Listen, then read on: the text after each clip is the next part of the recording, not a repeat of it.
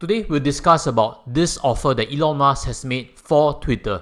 It's been catching the headlines, so I think it's a good time to discuss a bit further and understand the whole process. The first part of this tutorial breakdown is what is the exact offer that Elon Musk is making. That is not difficult, but the difficult part is the second part of today's discussion, which is what is a hostile takeover and why the board of Twitter is actually not wrong to ward it off.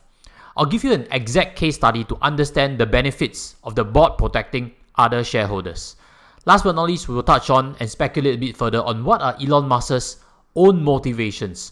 So if this topic interests you, continue watching on.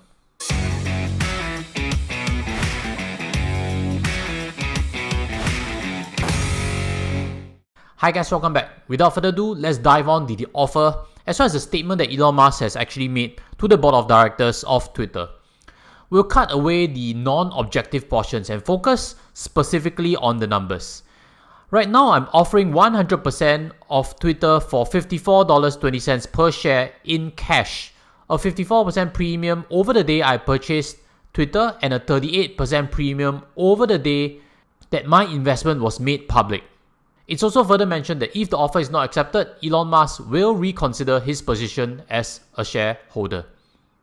That speaks of the offer, $54.20, which is higher than the current trading price of Twitter.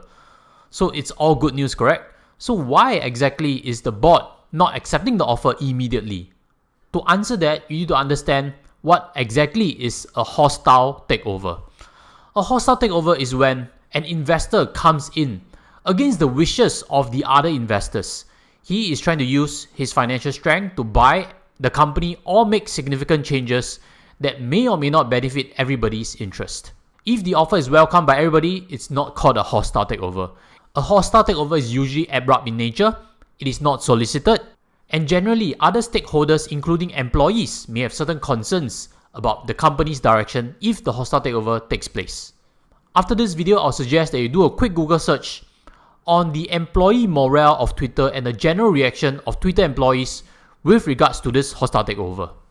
You realize that not many are favorable on it because they have their own culture and they want to preserve it. It is likely that employees understand the long-term direction and long-term potential of the company way better than retail investors. So when you see such polls or whether Twitter's offer should be up to shareholders or the board, take this with a pinch of salt. I have a fantastic case study to illustrate the key point of present and future. This is a story of a well-known company. In November 2011, it faced a hostile takeover and also did the shareholder rights plan to ward off an activist investor. That activist investor is Carl Icahn. At that point of time, Mr. Carl Icahn saw the potential of the company and was trying to aggressively buy the company and try to make changes to its management. The share price of this company had fallen from $40+ all the way to $8+, which was his entry price. If you see from the share price at that moment, it will feel that the management has done poorly. It will feel that everything is right with that activist investor. The company stock actually rallied a bit in 2012 from market speculation of changes. But when the odds of changes died down, the share price also subsequently collapsed. If you are curious who this company is, it is actually Netflix. Think back again, this happened in 2011 when Netflix was only trading at $8+. Right now, Netflix is more than $300 per share. If the activist investor had gotten his way and forced the other shareholders out, we may or may not have seen the fantastic Netflix that we see right now. If you agreed, help me smash the like button because it's taken our team hours to prepare this presentation for you, and hopefully it gives you a bit more critical thinking points to appreciate what goes on behind the scenes. That is actually when the board of directors come in. What are the duties of the board of directors in a takeover? The directors owe fiduciary duties to act in the best interest of the company, and this often means having proper regard for the collective interests of its shareholders.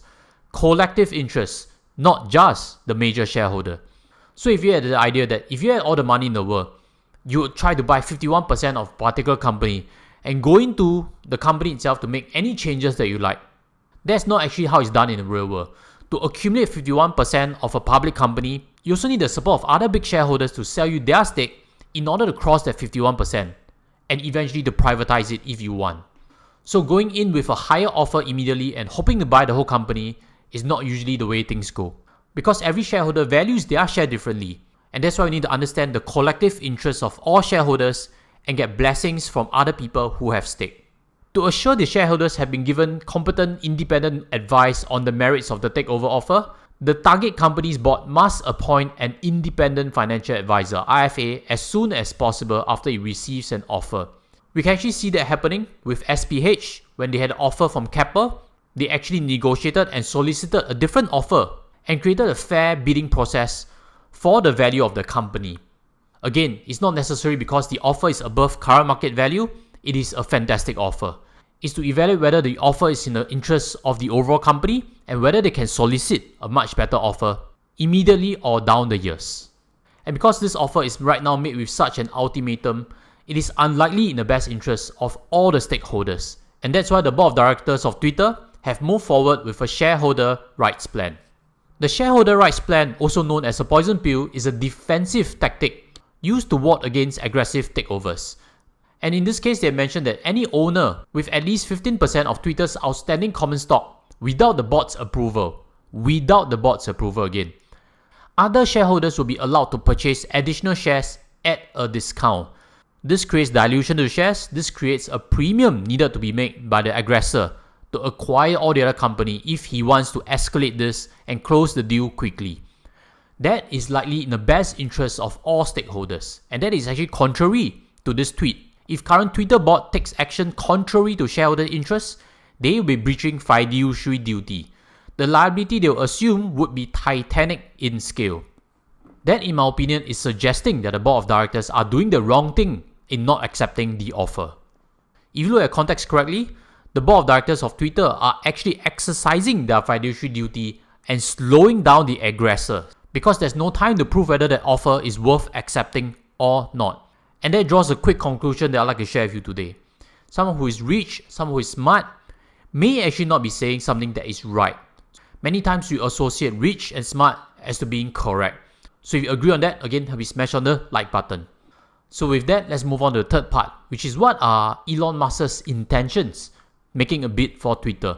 This offer for Twitter will easily cost him $40 billion.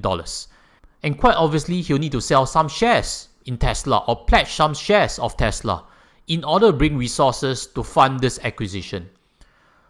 And if you think about it, are the prospects of Twitter much superior to the prospects of Tesla? Which means it's very unlikely that Elon Musk is looking to make financial gains from this investment. He's much better off keeping his Tesla shares, which could likely be worth more than Twitter shares in future.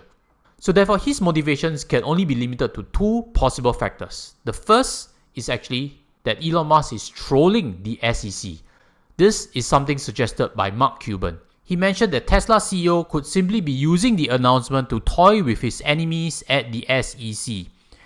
Elon Musk is no stranger to trolling federal agencies, and he's openly admitted that he does not respect the SEC in an interview done in 2018. In the previous tweet, he's mentioned that SEC is a 3-letter acronym and the middle word is Elon's. You can guess what S and C is. A second possible motivating factor is power. Social media bodies have the power to decide on who to censor and who to be biased against.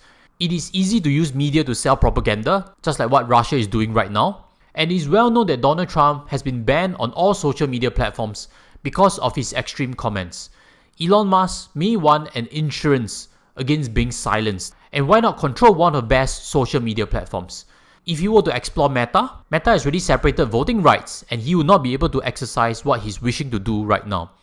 If you were to look at Google, that would be way too big to swallow. And in any case, he's a big fan of using Twitter. He has legions of fans right there on that platform. So why not own it so that he can control his ability to amplify his message to the masses using Twitter? So let me know whether these 2 points are accurate or not. Leave them in the comment sections below. And as always, if you enjoyed this discussion and you like future discussions like this, smash on the subscribe button. With that, I'll sign off and invite you to some of my previous discussions that may be interesting to relook at. And with that, I'll sign off. Invest safe as always, take care and goodbye.